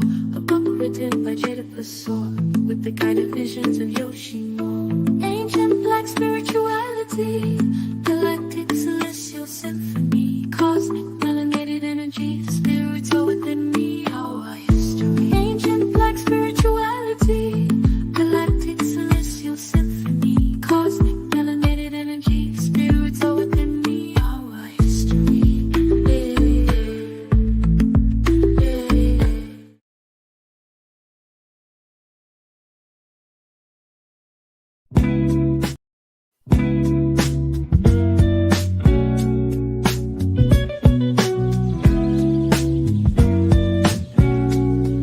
Atlantis in Mexico. Atlantis in Mexico. Atlantis in Mexico. Atlantis in Mexico. Time travel in a book. Go far in a book. When is the last time you spent bread on a book? Knowledge given in a book. Benefit from a book. Create a movie from a book. Create animation from a book. Atlantis in Mexico. Atlantis in Mexico. Mexico. Sister, go touch your heart with a dinner rose. Shake the spirit one time, it gets so close. She gon' take me out of space into another zone. Some spirit, she ain't messing with them petty hoes. Microwaves and cobalt outside her phone. Smoking in that vibe and smoking good on that drone. Call me eat the night with the cuz all up in her fro. This queen approach, she gon' drop it low to the flow. You know she liquid gold with the alchemy in the bowl. Trippy super soda's the greatest tale never told. She gon' get you right, you can set up when you goes. You gon' spend the night in the harmony with your toes. You know she's super fine and the aura down to her bones. Super magic fairy, I'm lost in the rituals. She give me life like butterflies on the rose. Really rich and old, ain't nothing like cracker trolls. Sitting in the clothes, an extraterrestrial. And she never folds, her crackers up in the throat. She drink your wine, she rock you up like a pole. And she spark my mind with intellectual pose. Shake butter oils and linger up in your nose. Independent goddess, like rhythm up in the soul. Yellow honey, drip slow. Sweet agave, at the toe. Independent finance, wine, citrus miss. My Wonder Woman, I wonder how to.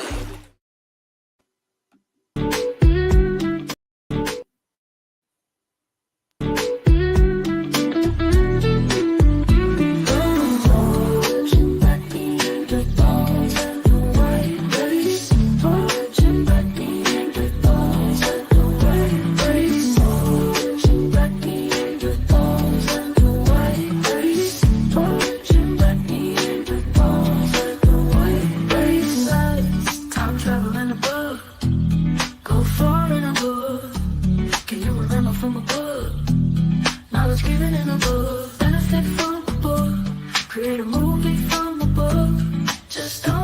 to give thanks to the author of the book. Thanks.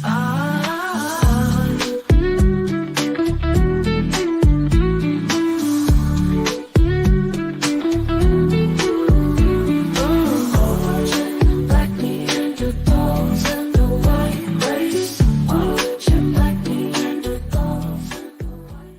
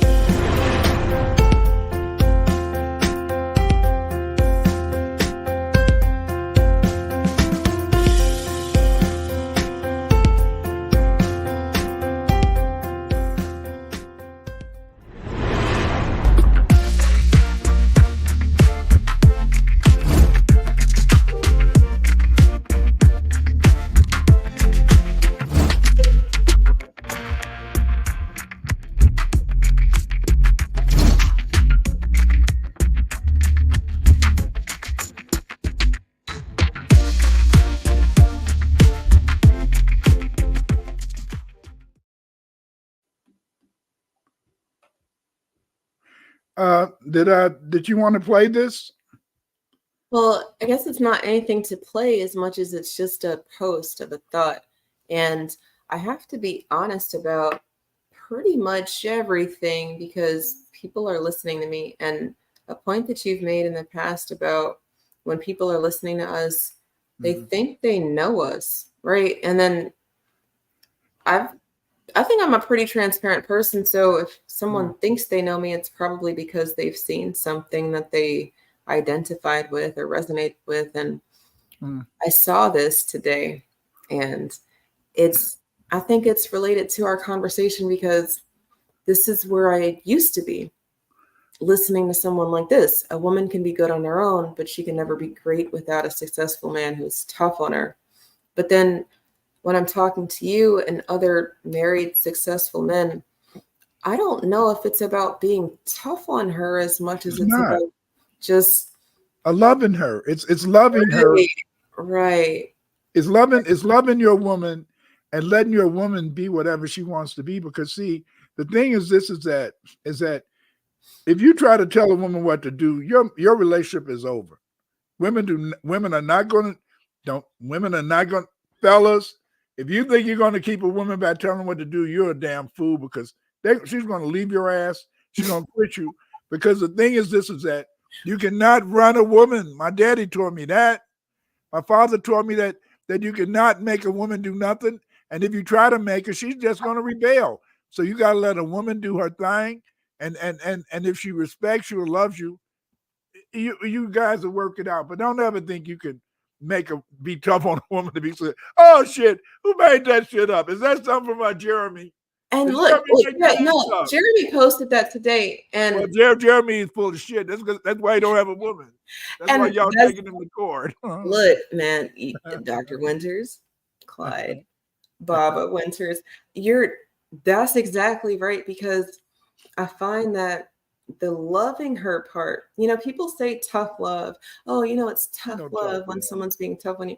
But what I'm learning from you and other men who are in what I would consider a successful relationship where you've had children, where you are still loving each other and doing things with each other to further advance your line, your thoughts, yourselves, each other, just growth and not stagnation. I was right there next to him, and it was only because of a control aspect, like kind of what you said, like if you think you can control a woman, then you're going to have a lot of rebellion. And that's all he had is rebellion. I mean, I'm talking to him about this woman that doesn't like him anymore, and this woman that doesn't like him anymore, and this one that's fuck you, I don't like you anymore, and this woman that's ghosted him. And you guys aren't seeing any of that because it's supposed to be this. Well, you would never see the erasures. When someone's doing math, you should use pencil because you might not get it right. I mean, it takes a bad motherfucker to do math and pen. And I feel the same way about like an artist. When I'm watching these like reels and shorts, the people who can just do it in pen the first time, I'm like, I'm in awe. I love watching those. It inspires me to want to get to a level of certainty. But they're so focused. They're so focused. I don't have that. See, you can't in a relationship, you can't be too focused. Because see, the thing is that I learned early is that don't try to make a woman do nothing. If you try to make your woman do something, y'all not gonna last. It's done. Your baby's done. Your baby's done because see, and you better not even tell your woman that she needs your guidance. In fact, I support rebellion. But the thing is is that you got to just love your woman and allow her to love you. See, people bring other things into their relationships. They don't understand that your relationship is just between you and her. It has nothing to do with a third party. But remember, most relationships are ruined because of a third party interference. Yeah. And it always takes a third party to break people up. People are fine as long as they ever had that third party. When you allow a third party in your relationship, you're not going to have a happy house. But see, the thing is that when I say happy house, that's not just, I didn't say happy wife, happy house. So that happy spouse, that means it can be a male or female, you know. Mm-hmm. Yeah, and that's why I liked it like this versus how I was taught happy wife, happy life. Like you, Eve, are going to be someone's wife one day. I was taught that. I was never taught that it was going to be like a wife and a wife or anything crazy. No offense. But inside of that, if you're happy, he's going to be happy. And anything that you want, he'll make it happen. And then inside of that, I've found my truth, which is he will give me what I want. And then in turn, I will give him what he wants. But then sometimes we do that thing like you talked about earlier. Do I really want it? Or do I just want you to tell me no?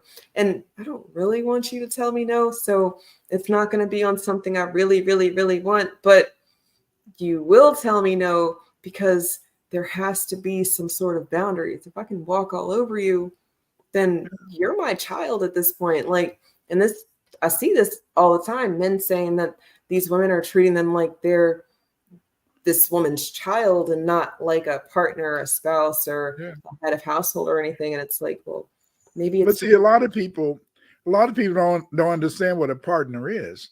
A partner means two things: due respect and equality. Mm-hmm. See, it's very hard. And it's especially hard today because people feel, people feel that it has to be somebody in the relationship who's dominating. No, it doesn't. Right. It doesn't have to be somebody always dominating. It just has to be, you just have to, in a sense, understand that sometimes you play your role. Sometimes the woman can be weak. Sometimes you can be weak. Right. But the point is that what you have to understand is you have to submit. So you have to submit to each other. I remember years ago I did this. I was doing this show with this sister. She said, "Doctor, when you keep talking about submit, I'm not going to submit." I said, but you had to submit to each other. He has to, in a sense, accept the fact that sometimes I don't know what the hell I should do. And you have to admit that sometimes you don't know what the hell that you have to do. Right. And through consultation, maybe you guys can work it out. I'm not talking about something major, but I'm just talking about, see, the whole point is this, that we don't understand is that your relationship is not a political event. It doesn't deal with geopolitics. It doesn't deal with black power. It doesn't deal with delineation of FBA. No, your relationship is yours and his. And so you work towards You work towards building up a relationship where you can do something that's important. I will admit this is that I do believe that people don't grow out of love. People never grow out of love. What people do is that they somehow lose the ability to communicate. And because they lose the ability to communicate, to be able to talk to each other, and to be there for you. See, this is it. This is it. Money is not always going to be the glue that holds a relationship together. See, sometimes you want to say something? Go ahead. I will after you. Go ahead. No, I'm saying money is not the thing that's going to hold a relationship together. What's going to hold a relationship together is that you can communicate with each other, and sometimes you can get off your high horse and listen, seriously listen, and give constructive feedback. You do sometimes need constructive. You hear what I said? Constructive. Yeah. You know, Neely Fuller said that you shouldn't get two niggas together, right? Because they can't. They don't get in trouble. It can Right. be the same thing with a man and a black man and a black woman. But you got to sometimes, in a sense, understand that you have to go through a process of negotiation. Yeah. Partners mean full respect and equality for both members of the partnership. And number two, your woman is your woman, and it has nothing to do with whatever's happening out in the outside world. And your house has to be your sanctuary. It has to be like Superman's sanctuary of superiority or whatever. I don't know. But I'm sorry. No, Go it's ahead. real. No, it's I like that this is reality check, because reality is that some people are brought up thinking that they can twerk the system, work the system, trick the system, and the system is that a marriage or a partnership, there is I always get the word wrong. It's not equality, it's equity, because the jobs are not the same, but they hold weight the same. Yeah. And then inside of that, no, we're not going to do the same things. We were not built to do the same things. But we also live in a time where some men don't like to do some things, and then some women do like to do some things. So then now we've got a polar opposite of what the norm is. And that is the norm. Yin and yang. It's the norm because it's them, but it's not. No. It's yin and yang. It's yin and yang. E. Yeah, you get both sides. No, you got to be. See, he can't be exactly. He can't fit exactly. It's got to be. I mean, it's kind of like this. I mean, it's not always a complete fit. You see. And so then the thing, because see, you're a unique person. You're an individual. And because your mate is an individual, then therefore you'll find, oh, damn, we're both black power, but he's a little bit more black power than me. And I don't want to hear this shit, And I mean, it's true. My wife, I love history, but she loved me to do my history work, but that wasn't her interest. I repeat. She didn't mind me doing that because it made me feel good, but that wasn't her interest. Right. And so see, people like Jeremy and others, they think that you had to be totally compatible. No, you don't have to be compatible at all. The thing is, this is that it's the difference that allow you two to understand each other and get along. Because and people don't even understand that. No, yin and yang. Yin and yang is it's the mirror. So what people think is the same, you look in the mirror and you see the same, but it's not the same, because when you look in the mirror, your left hand is your right hand, because it's in the mirror. It's not the same. And I find that your mirror, that's your partner if you can stand it.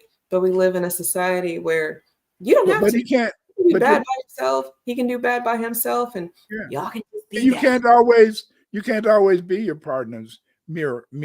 It's just like you cannot always be your friend's mirror. Right. because you never really tell your friends or your loved one everything that comes across you. You can get away with it. As a woman, you can, oh, you're a dirty bitch, you're a dirty motherfucking bastard. I wish I could kick your ass. I wish I could kick your ass. And you can say that to your man, but he better not tell you that. You're going to be waking up next week in the middle of the night. Why'd you say you could kick my ass? But you can tell me that, and you can tell your man that, and it'll go in this ear and come out the other. You know, You yeah, guys want to internalize that stuff. on the fifth time when it comes with a pot flying in his direction. Well, even if it comes as a pot, I mean, but that's what mothers do with their kids. You know, throw pots and knives. There you go. You know, I think I made a good defensive end. I think I made a good linebacker and a good defensive end because my mom used to throw knives and shit at me. And then so I was talking to my one of my sister's friends, and I was saying, yeah, my mom used to throw knives at me. Your mom too? Mine did too. What the hell is this? Trauma bonding. You know, like I was because you know in the Spanish families, the Spanish mom They she throw likes to throw a shoe. Yeah, they Mhm. like to throw shoes. You know, and but the black woman, whatever the nearest thing, Whatever she can get her hands on is what she's throwing. Shit. I think that made me a good linebacker, boy, because them hoes would be tight. I get right. Why'd you do that? My mama used to throw shit at me. Yeah. No, that's funny and real. No, we have to have a cutoff switch from the things that are the opposite because we aren't the same. I think that when people get with the person that is exactly like them, they get bored. And then you would go looking for something else because you have had as much of you as you can take because you live with you. And then You might be right. I don't know. and you see you and you're like, damn, this is like getting a number 4 every day for the rest of my life. And when you're with someone who is your mirror or who can mirror you, there is a variety, there's some spice. They're not always going to agree with you as much as it'll fit if you allow it to fit. Because But you don't want a mirror. well, I'm saying you don't want someone who's the same. Yeah. But I think a person who can mirror you or a person who gives you that balance, you know, because the yin and the yang, Those are different words. you're right. You said mirror, then you said balance. Yeah. So let's put it on thing, right? Inside of the yin and the yang, right? That's this, right? You can see it kind of. Yeah. That's the same shape, inverted. Yeah. So then But it's only different colors. it is. It's not the same. It's the same and it's not the same. It's not a mirror because it's inverted. Yeah. And then it's a whole nother color. It's the complete opposite. And see, and if I asked you, what do you like about your man? And then if I asked your man, what do you like about your woman? See, you're not going to, the things that you guys are going to say are going to be completely different. Right. You see? Right. But because see, it's the yin and the yang. And see, a lot of people, like a lot of people today, because of the fact that they get a lot of shit off the internet, they think you got to be completely opposite. They think you have to be ready to fight each other, and because you know. Yeah, we got to go into that before we finish this live. Yeah, that is definitely why I wanted to have this live. But keep going though. Don't forget that though. And so it's complicated. See, life is very complicated, but your relationship with your man and woman should not be complicated. If your relationship with your man and woman, your man or your woman is complicated, then something is wrong there. Because see, that should be the only time. See, when you're with your man or you're with your woman, that should be the only time that you do not have to be on guard. Because see, most of the time we spend our time being on guard. I don't want to hurt her feeling. I don't want to hurt his feeling. You know, when we're in the world of work or we're with our friends or with our children. But when you're with your man or your woman, you don't want to have those defenses. You want to, in a sense, be able to feel that, hey, I can do what I do. I don't know if I showed this before, but Yoshi Ma said, same as mine. I'm all B1. My wife has cut off switch. I would have been dead if it wasn't for my better half reminding me to chill. I'm ready for war. Yoshi, sit your ass down. That's right. The other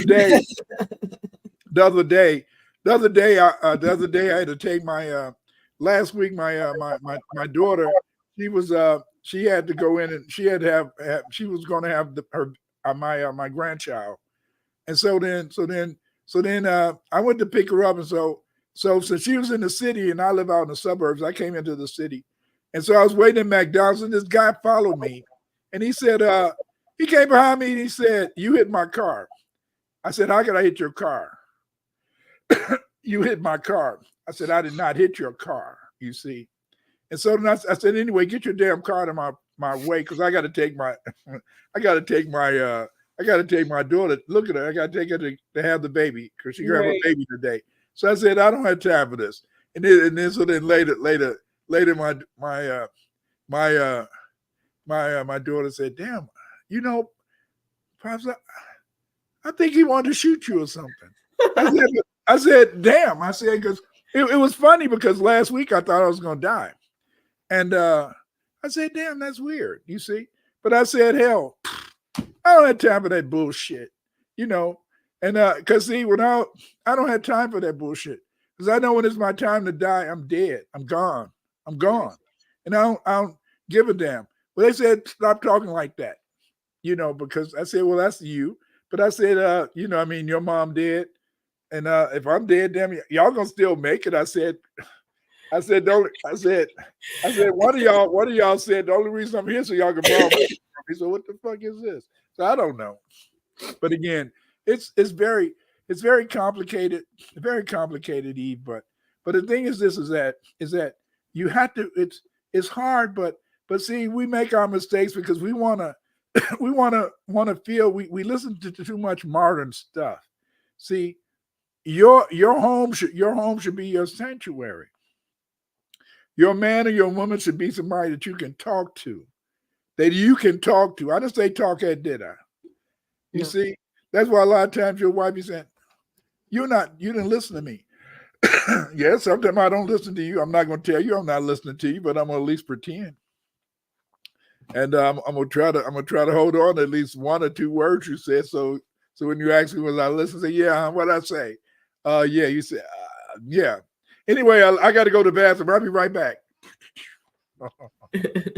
Saved by the bell. Sometimes it's the phone will ring and it's like, I was going to tell you, but no, that's real. And I like the balance of all of it, because your house should be your sanctuary. We live in a time where then people can get you at home. Like Breonna Taylor was a waking up for me, because she was naked in her home getting murdered, by people who were not supposed to be there. And even the man who was there protecting her, he can only do but so much. And then, she's dead. So like, we don't really have any place where we can just be ourselves. And I find that, I'm goofiest with him. I'm more open with him, even to my detriment. I say shit I'm probably not supposed to say, because it's good. You probably don't need to be saying that out loud. And then he's like, did you mean to tell me that? And it's like, no, I probably didn't mean to tell you that, but we were talking about this, and that led to this. But see, most of the time it's going to go. Honestly, it's okay. It's okay, because most of the time it's going to come in one, go in one and go out the other. See, because if we listen too seriously to our wives, to our girlfriends, we would hate our wives or girlfriends. Yes. Because sometimes your wife or girlfriend is going to tell you some shit mean. My wife is sometimes say, "I wish I could whoop your ass. I'd beat your ass right now."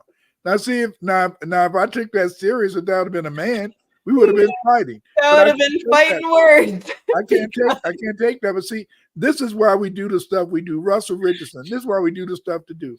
I like the way my woman looks at me, and to feel her face and my chest. The quiet, intimate moments. Yes, it's those quiet, intimate moments. It's the touch of, it's to feel her body. It's to feel her breast, to feel her face, and just a good kiss when you got teeth. A good kiss. Yeah, hold on to your teeth now. But anyway, But anyway, it's just that it's a difference. You know, when you're a teenager and you first learn how to kiss, wow, that's exciting. You see, and you never get that feeling again. But when you really happy with your wife or your husband, and when they can just hold you sometime. See, just to hold your wife, just to be held by your husband, or your partner, that should give you a feeling that should make you feel, feel wanted. And see, the whole point is that most of the time we don't have that ability to do that, because most of the time it's always something to try to drive us away. And that's why sometimes, in a sense, you pick some of the strangest times to talk. But Yeah. those are sometimes the best times. The best times. And then even inside of that, it's that's why you'll have the whole thought of that I want to fight you, and then because that people want to feel they're missing raw emotion because they're not comfortable with the people around them to really be themselves, unfiltered, raw. I saw a story the other day. This might be TMI or gross or whatever, but chick she went to the hospital because she'd never farted in front of the dude she's been with for like 14 years or something. And the doctors were like, yeah, you can die from keeping toxic waste inside of you. And, she had to have surgery. And I think it was more funny than anything else, but I can understand that. There are real people out here who will fake the funk to their detriment because they can't be real around the person that they're supposed to be raw with. Because it's the way we were raised, though. Remember, it's the way we were raised. Because you've been conditioned to feel that a woman should have a womanly fart, but sometimes they can be just as funky as a man's fart.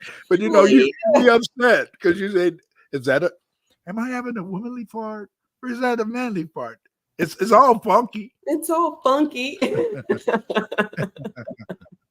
I don't know. Eve.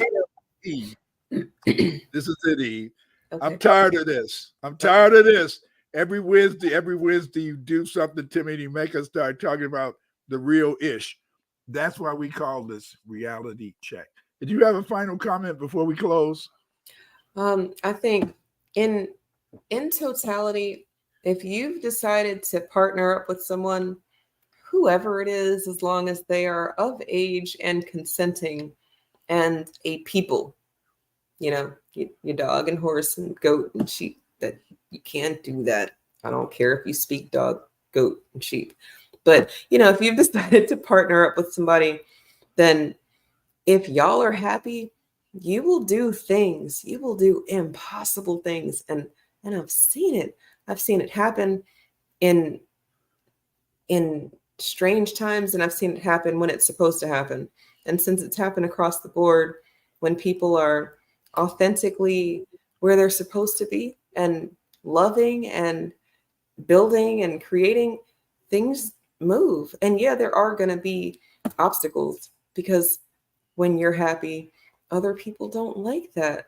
But outside of your house, like if you're able to have a house, and a house doesn't have to be a house, it could just be a home.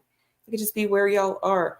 I've seen poor people be happier with nothing than rich people who have so much. And if it has nothing to do with what you have and everything to do with who you have. And say that again. Say that again. Nothing to do with what you have and everything to do with who you have, that matters. So happy spouse, that will make a happy house. And happy wife, if you, to your detriment, fellas, you can do that. And I'm not going to stop you, because some woman out there is going to be pissed at me for telling y'all to think about yourselves too. But even we're not going to think about wife, she's not going to be happy if we're not going to think about ourselves. Sometimes we're not going to think about ourselves. Remember, a man gives his money to two things. That's his car, who he calls Betsy, and his woman. And the thing is that a man, in a sense, I say that I didn't like money to my wife. Then one day I wanted to go to the casino. My wife said, I thought you didn't like money. Well, I like it when I'm going to the casino. But that's a different story. But anyway, thank you again, Eve, for a wonderful conversation. But you guys out there, if you're not going to speak up, support the ones who do.